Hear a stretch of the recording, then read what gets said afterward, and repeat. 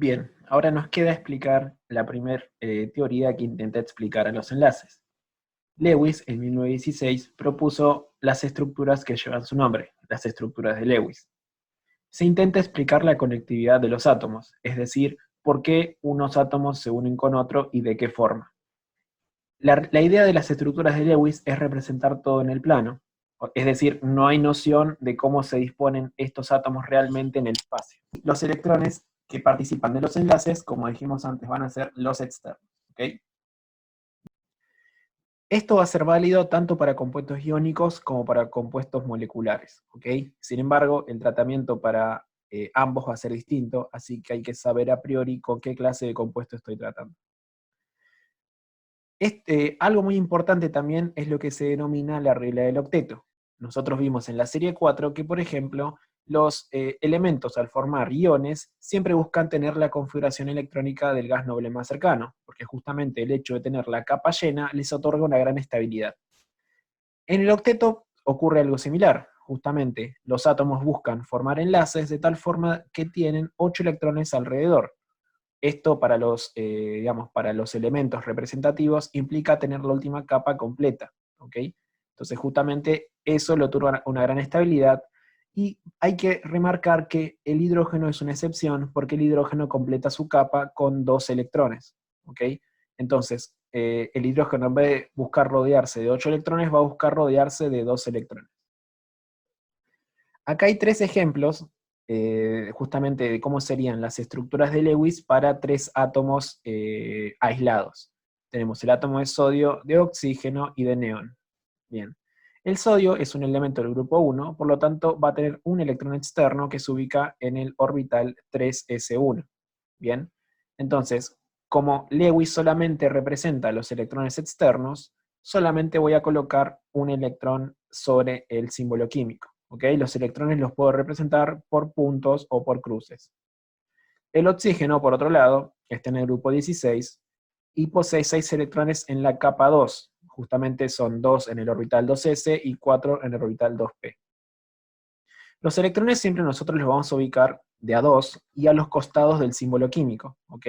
Entonces, es indistinto donde los coloque. Por ejemplo, estos dos que estoy señalando los podría colocar acá abajo, justamente porque Lewis no me da ninguna idea de cómo se disponen en el espacio dichos electrones. El neón, por otro lado, está en el grupo 18, entonces tiene 8 electrones externos y va a tener justamente que van a tener que ser representados en su estructura de Lewis. Coloco el símbolo químico del elemento y alrededor los 8 electrones, 2 en cada lado. Muy bien. Hagamos un repaso de lo que vimos en la serie 4. Justamente como dijimos anteriormente, los elementos buscan tener la configuración electrónica del gas noble más cercano. Para el caso de compuestos iónicos, tenemos un primer ejemplo del cloruro de sodio. El sodio, como dijimos anteriormente, en su forma de catión, obtiene la configuración electrónica del neón. No posee más electrones externos, por lo tanto, en la estructura de Lewis no debo dibujarle más ese electrón.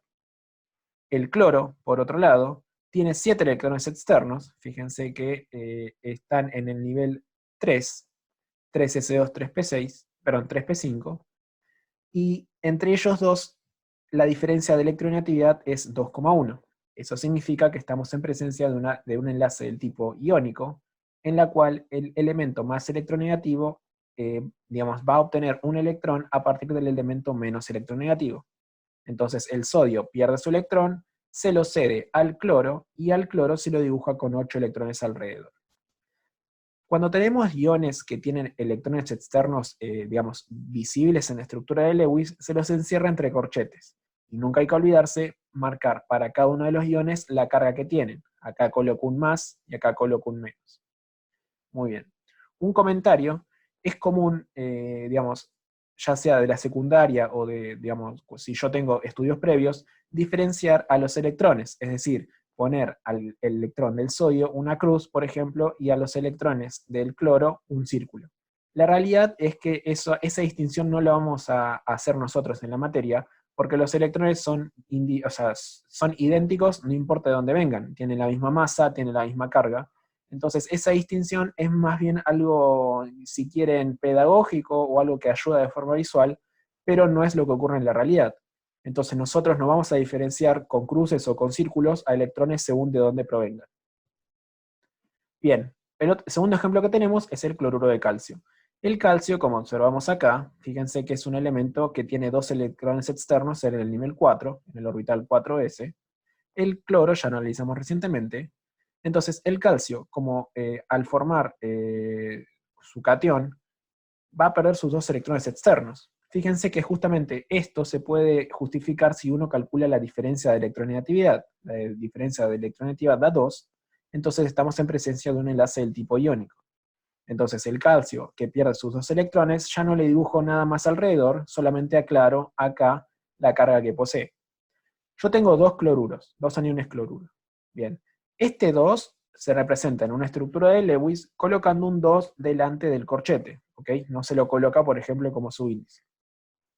Otro ejemplo que tenemos acá es el óxido de potasio.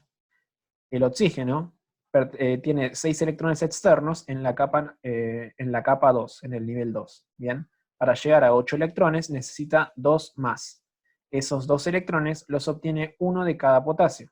Bien, entonces el oxígeno queda con una carga 2 negativa, el anión óxido, y el potasio queda con una carga positiva. Como yo necesito dos cationes potasio, le coloco un 2 delante.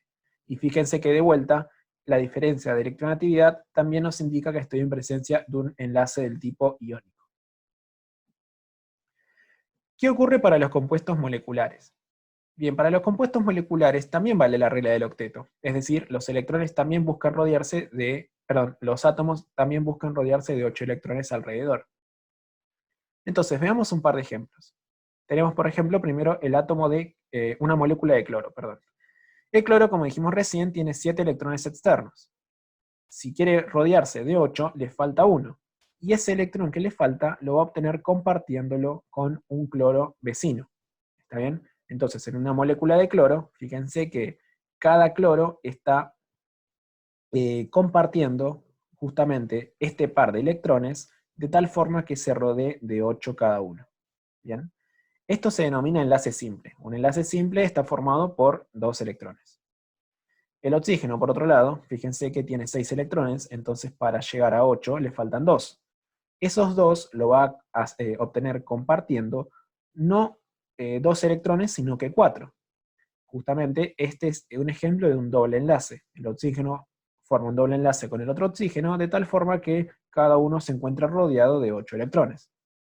El nitrógeno, por ejemplo, tiene 5 electrones externos, entonces para llegar a 8 le hacen falta 3 más.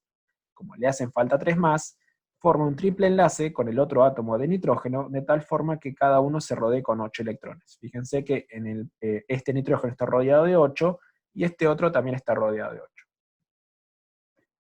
Estos pares, estos enlaces en realidad, también se suelen escribir como una raya, ¿ok? Una raya, esta línea en realidad reemplaza a los 2 electrones. O sea, fíjense, esta rayita, ojo a confundirse, implica 2 electrones, 2 rayitas 4, 3 rayitas 6. Otra cosa para tener en cuenta es el tema de la longitud de enlace. Justamente, un triple enlace es más fuerte que un doble enlace y un doble enlace es más fuerte que un simple enlace. Eso hace justamente que un triple enlace sea más corto que un doble y un doble sea más corto que un simple. ¿Okay? Esto lo vamos a utilizar más adelante cuando veamos resonancia. ¿Qué ocurre para compuestos moleculares? Para compuestos moleculares, fíjense que el ejemplo anterior eran ejemplos sencillos porque eran ejemplos con 2 átomos, ¿okay? Y encima eran 2 átomos del mismo elemento, pero hemos visto un montón de casos donde habían compuestos con 2 o más elementos y poliatómicos, con 2 o más átomos participando. Entonces, hay un procedimiento para realizar la Lewis para esta clase de compuestos que es el que está escrito en pantalla. Lo primero que hay que hacer es contar los electrones externos de todos los elementos, es decir, los electrones que van a participar y que van a ser escritos en realidad en las estructuras de Lewis. En caso que tengamos aniones o cationes, tendremos que sumar o restar electrones. Para el caso de aniones, debemos sumarles tantos electrones como carga tenga el anión, y para el caso de cationes, le restaremos tantos electrones como cargas tenga el catión. Luego tenemos que proponer un esqueleto de la molécula. ¿Okay? Es decir, de qué forma van a estar, digamos, cómo va a ser la conectividad y qué átomo se va a conectar con cuál. Para esto hay que seguir una serie de reglitas. Los hidrógenos dijimos anteriormente que con 2 electrones ya completan su última capa. Entonces es imposible que un hidrógeno sea un átomo central. Los hidrógenos siempre se van a ubicar en la periferia de la estructura. Si tenemos varios candidatos hacia el átomo central, vamos a elegir al átomo menos electronegativo. Y por otro lado, vamos a buscar que las estructuras sean del tipo simétricas, perdón. Es decir, que el átomo central esté rodeado por cosas que son similares entre sí. Ahora, cuando veamos ejemplos, se va a entender mejor. Pero básicamente uno siempre propone que la estructura sea simétrica en lo posible. Bien, una vez que tengo el esqueleto, tengo que unir a todos los átomos entre sí mediante enlaces simples. Y ahora empiezo a distribuir los electrones restantes. Primero los distribuyo entre los átomos terminales, los átomos que están en la periferia. Si me sobran electrones, los coloco en el átomo central. Y una vez hecho eso, verifico si todos cumplen la regla del octeto. En caso de que el átomo central, por ejemplo, no cumpla la regla del octeto, voy a tener que proponer un doble o triple enlace según corresponda. ¿Bien? Y luego, ese sería el procedimiento entero. Pero bueno, vamos a hacer un par de ejemplos como para entenderlo. El primer ejemplo es la molécula de tetracloruro de carbono. La molécula de tetracloruro de carbono está compuesta del carbono, que posee 2 electrones externos, perdón, 4, y el cloro, que posee 7. Entonces, cuando uno cuenta electrones, vendría a ser los 4 del carbono más 7 por 4 del cloro, o sea, 4 por cada cloro. Eso nos da un total de 32 electrones. Fíjense que la diferencia de electronegatividad me da menor a 1,5, por lo tanto estoy en presencia de 4 enlaces del tipo covalente. Bien, ese es el esqueleto que yo propongo. A esto yo me refiero cuando digo molécula simétrica. Fíjense que justamente el carbono está rodeado de 4 cosas idénticas. ¿Okay? El carbono a su vez es el átomo menos electronegativo, así que también se respeta la regla que dijimos de colocar como átomo central al menos electronegativo. Realizo enlaces simples. Fíjense que de los 32 electrones ya gasté 8, porque realicé 4 enlaces simples. Tengo que colocar los restantes sobre los átomos de la periferia, sobre los átomos externos. Ahí los coloqué. Fíjense que de los 32 había utilizado 8, por lo tanto me quedaban 24. Esos 24 los reparto entre los 4 cloros de la molécula. Y ahora empiezo a verificar que cada uno de ellos cumple la regla del octeto. Fíjense que el carbono está rodeado de 8 y cada cloro está rodeado también de 8. A su vez, siempre hay que verificar que utilicé la cantidad de electrones correcta. Si yo conté 32 electrones, tengo que utilizar 32 electrones. No puedo utilizar ni más ni menos. El siguiente ejemplo es la molécula de amoníaco. La molécula de amoníaco está compuesta del hidrógeno, que posee un electrón externo, y el nitrógeno, que posee 5. La diferencia de electronegatividad me da 0,8, así que es un enlace del tipo covalente, y la cantidad de electrones a ubicar van a ser 8. 3 electrones que proceden de los 3 hidrógenos y 5 del nitrógeno. La estructura que propongo es esta, ¿ok? Y ahora fíjense que, bueno, el hidrógeno me queda en la periferia porque no queda otra, porque el hidrógeno siempre se coloca como átomo externo, y coloco los 8 electrones. Fíjense que hago 3 enlaces simples, nitrógeno-hidrógeno, y me quedan 2 electrones libres que se colocan justamente sobre el átomo de nitrógeno. El agua, por otro lado, fíjense que aporta 2 electrones, aporta en total los hidrógenos, 1 cada hidrógeno, y 6 electrones el oxígeno por estar en el grupo 16. La estructura va a ser la siguiente. Fíjense que son 2 enlaces simples y 2 pares libres. ¿Ok? Y ya ubiqué los 8 electrones. Cada hidrógeno se rodea de 2 electrones y el oxígeno está rodeado de 8. Acá hay un ejemplo bastante más complejo, el ion hidrógeno carbonato o el bicarbonato, que justamente es un anión y está compuesta de 3 elementos: hidrógeno, carbono y oxígeno. Cuando uno cuenta los electrones, tengo que tener en cuenta el electrón del hidrógeno, los 4 que aporta el carbono, y los 6 que aporta cada uno de los oxígenos. Pero fíjense en rojo, acá está marcado el electrón extra que tengo que sumar por el hecho de ser un anión. Como es un anión con una carga negativa, le sumo un electrón y en total tengo 24. Una propuesta que podría hacer sería esta. Fíjense que el carbono está rodeado de los 3 oxígenos y del hidrógeno. Sin embargo, fíjense que si uno se pone a contar, ya utilicé los 24 electrones, no puedo colocar más. Y no hay forma de que los oxígenos se encuentren rodeados de 8 electrones. Fíjense que este que estoy señalando acá tiene 6 alrededor. Para que esté rodeado de 8, lo que yo podría hacer sería colocar estos dos, por ejemplo, acá. Pero entonces el problema lo sigo teniendo, porque ahora el que tiene 6 es este que tengo acá. Entonces esta estructura es incorrecta, ¿ok? La estructura, el esqueleto que vamos a proponer, va a ser el que tengo señalando acá con el cursor, ¿ok? Donde el hidrógeno, en vez de estar unido al carbono, va a estar unido al oxígeno. Fíjense que una vez propuesto el esqueleto, uno puede calcular justamente la diferencia de electronegatividad. Va a ser entre el carbono y el oxígeno, y entre el oxígeno y el hidrógeno, ¿ok? Fíjense que la primera cuenta es entre el carbono y el oxígeno, y la segunda entre el carbono, entre el oxígeno y el hidrógeno. Ahora bien, algo a tener en cuenta que es importante es las electronegatividades a realizar van a ser únicamente entre los átomos que estén realmente unidos. Es decir, estas dos cuentas, estas dos diferencias que yo hago, tienen que ser, como dije antes, entre carbono y oxígeno porque están unidos, y entre oxígeno e hidrógeno porque están unidos. Pero no tiene ningún sentido hacer la diferencia de electronegatividad entre carbono e hidrógeno, porque justamente estos dos elementos, carbono e hidrógeno, no están unidos entre sí. ¿Ok? Entonces no tiene ningún sentido hacer dicha cuenta, la diferencia, digamos, entre carbono e hidrógeno. Ahora que tengo el esqueleto y ya sé cómo se unen, coloco enlaces simples. Luego de colocar enlaces simples, fíjense que coloco los electrones restantes, y si uno se pone a contar, finalmente llegué a los 24 electrones.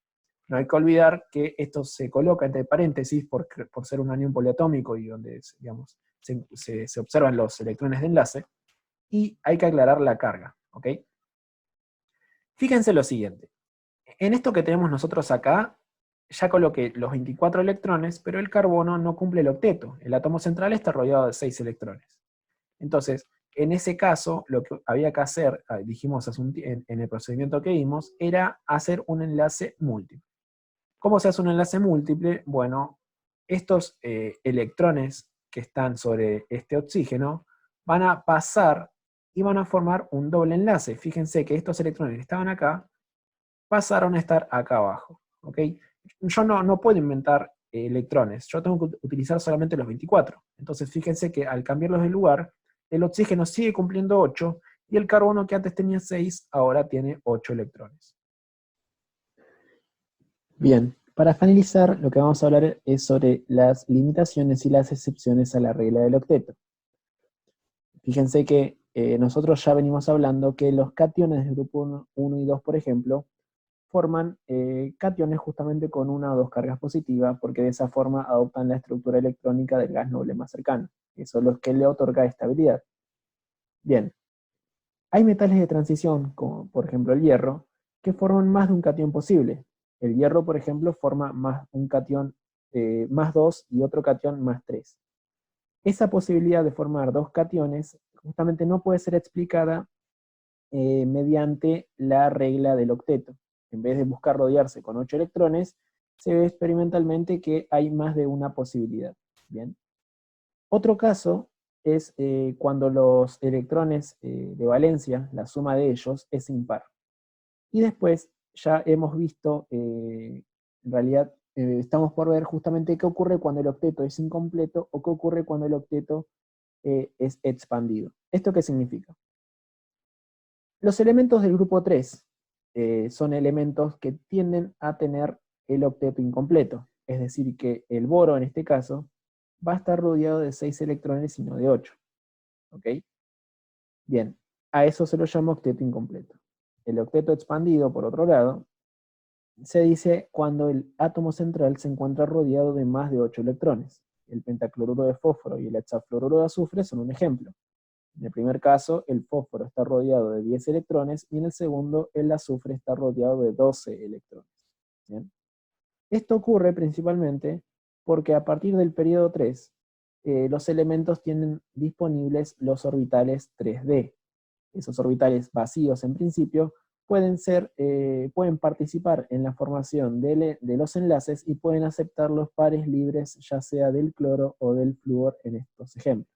Entonces, de esa forma, expanden el octeto. Otro ejemplo, o en realidad otra excepción, es cuando tenemos número impar de electrones. Fíjense en el dióxido de nitrógeno. Tengo 17 electrones, 5 del nitrógeno y 6 de cada uno de los oxígenos. La estructura de Lewis, entonces, que podemos proponer es la que vemos en pantalla. Tenemos un doble enlace con el oxígeno de la derecha, un simple enlace con el de la izquierda, y fíjense que el nitrógeno está rodeado de 7 electrones en vez de 8. Pero bien, hay que hablar brevemente de lo que se denominan estructuras de resonancia.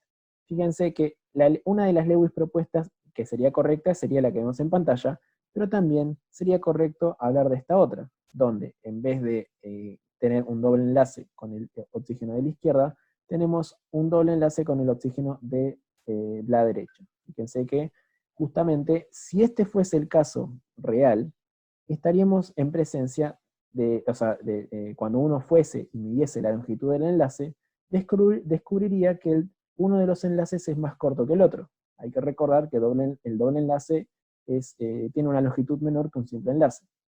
Sin embargo, cuando uno mide los enlaces de esta molécula y de otras más, descubre que los enlaces son idénticos, tienen la misma longitud. ¿Ok? Entonces, ¿qué es lo que se propone? Se propone lo que se denomina resonancia. La molécula resuena entre estas dos estructuras. Es decir, lo que uno observa en la realidad tiene, digamos, un aporte de cada una de ellas. Acá hay un dibujo que trata de explicarlo un poco más. Lo que se observa en la realidad, que vendría a ser el color verde, viene de la combinación o del aporte del color azul y del color amarillo. ¿Ok? ¿Cuál es lo real? La realidad es que se observa verde, pero no hay forma de representarlo mediante una única estructura de Lewis. Entonces se considera que digamos que lo que se observa realmente recibe el aporte de 2 o más estructuras de resonancia. Bien, de todas formas esto lo van a ver en detalle aquellos que cursen química orgánica.